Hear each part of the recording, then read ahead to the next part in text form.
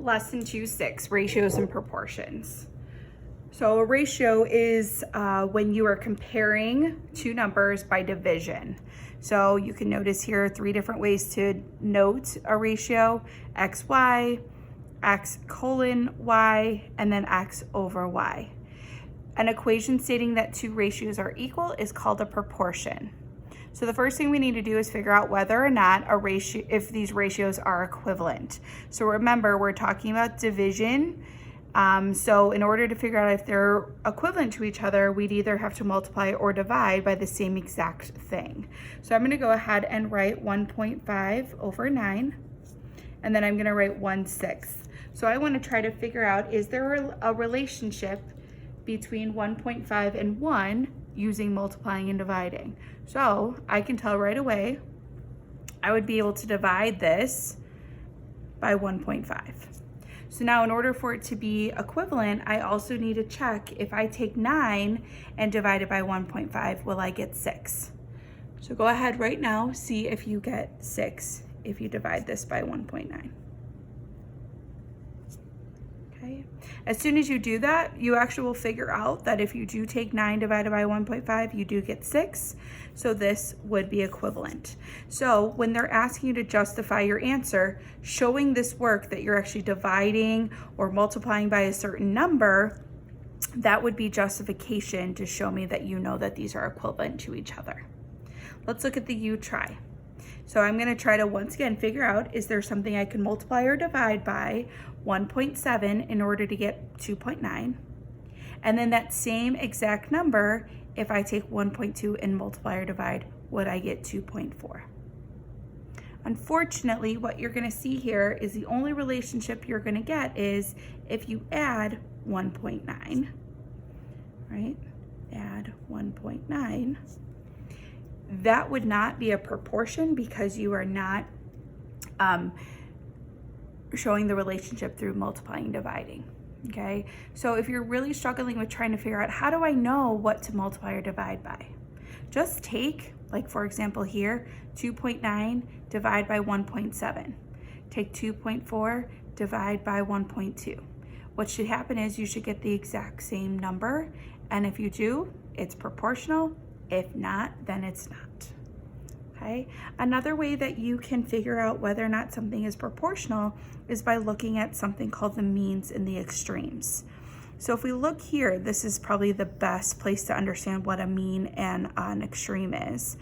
1.5 and 1.2 are called means. So if you notice, this was another way to note these ratios.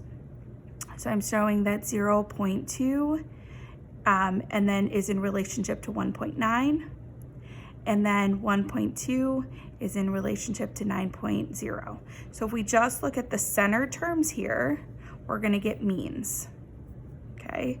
If we look at the extremes, that would be the 0.2 and the 9.0, okay? These are called your extremes because they're your first and last term of the proportion, okay? So you could look at the relationship between 1.5 and 1.2 to see if there's a relationship, along with 0.2 and 9 and see if there's a relationship. So that's another way that you could figure out whether or not they are proportional to each other. The next strategy that you could use is working with cross products. So if the cross products are equal, then the ratios form a proportion. This is the same as multiplying the means and multiplying the extremes, right? So let's go ahead and go to a problem here. So we're going to use cross products. So just like we said, we're going to be multiplying the means and the extremes, okay? So in this case, the 11 and the 15 would be considered the means. 3 and 66 would be considered the extremes. So 3 times 66, I'm going to just show out what the work would look like. And because they're proportions, we want to set them equal to each other. And then I'm doing 11 times 15. If I take 3 times 66, I end up getting 198. If I take 11 times 15, I get 165. What I notice here is that they are not equal to each other, so these ratios are not proportional to each other. Okay. Okay, same thing is going to happen here with our ones with our decimals. So cross products again. We're trying to figure out if they're equivalent, so are they equal to each other? So I'm going to take 3 4/10, and I'm going to multiply it by 10 92/100. And I'm going to see, is it equal to 5 2/10 times 7 14/100? So if I go ahead and multiply these things out, okay, I end up getting 37 128 thousandths. If I multiply 5.2 times 7 14/100, I get 37 129 thousandths. So this one is also proportional. Okay. The next problems that we're going to do is using expressions. So I'm going to just make my fraction signs a little bit thicker just so that we can see them. So this first one, I'm going to do the same idea. I'm taking those extremes times the means. So 2 times 12. And notice we have that equal. So when you see that equal sign with the two ratios that are equal to each other, this is a proportion. So 2 times 12. And then for the other one, we're going to be doing 3 times, and then in parentheses, y plus 6. So 2 times 12 is 24. 3 times y is 3y. 3 times 6 is 18. Okay, I'm going to subtract 18 from both sides. I end up getting that 6 equals 3y. Divide both sides by 3. I get that y equals 2. Okay, same idea with the u-tri. I'll go ahead and set up the equation for you. We're still doing those cross products. So I'm going to do 10 times 2n minus 4 equals 5 times 3n plus 3. Okay, and then I'll just go ahead and finish this. So I'm going to distribute.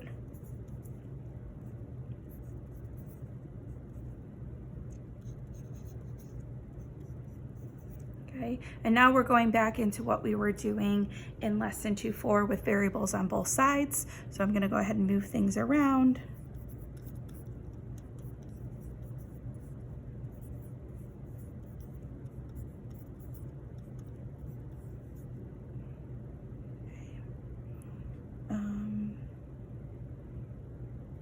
So then, oh, whoops, I added these, my fault.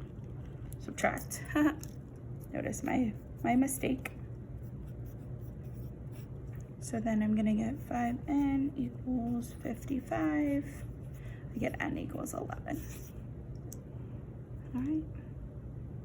2 more examples in this lesson that we're gonna go through. So the first one, it says the ratio of 2 measurements having different units of measures is called a rate. A rate that tells you how many of one item is being compared to one of another is called a unit rate. So for this one, it says Yolanda paints a room that is 400 square feet of wall space in 2.5 hours. At this rate, how long is it going to take her to paint her room that's 720 square feet? So we need to first figure out what are the units that we are comparing in order to create this rate. So we're creating square feet and hours. So those are 2 different units. So I'm going to go ahead for myself.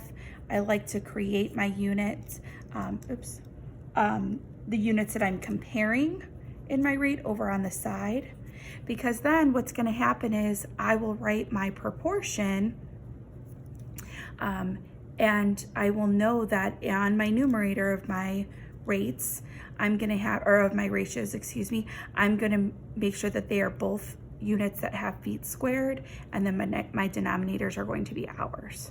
So if I look at my first sentence, 400 square feet of wall space in 2.5 hours, I would go 400 over 2.5. It's saying at this rate, how long is it going to take her to paint the room? So we're going to go, it's 720 square feet, and we're trying to figure out how long. So just like we've talked about in the past with defining variables, how long is already indicating to me that that's how much time I need to know. So I'm going to go ahead, and I should have done this to start with, and I apologize, but we're going to identify that we're solving for the amount of hours. So now that we're here, we're going to just use that strategy of cross products. We're doing 400x equals, and then I'm doing 2.5 times 720. So now I have 400x equals 1800 divided by 400, x equals 4.5 hours. Okay. The last example that we have here, a rate called a scale is used to make a scale model of something too large or too big. So Walker is planning a summer vacation. He wants to visit the Petrified National Forest and Meteor Crater in Arizona, the 50,000-year-old impact site of a large meteor. On a map with a scale where 2 inches equals 75 miles, the two areas are about 1.5 inches apart. What is the distance between Petrified National Forest and Meteor Crater? So we're still talking about about our scale factors, but we're gonna do that same strategy we're using with rates. So if we're noticing here, we have inches and we have miles, okay? Those are the units that we're working with. So if we're comparing inches to miles. So we're trying to figure out that on the map, when it's a certain amount of inches, how far would that be? Okay, in miles. So when I talk about distance, this is our unknown. So in this case, x would equal miles. Okay, so if we look at our first sentence, we have 2 inches. Oops, I'm just gonna write 2.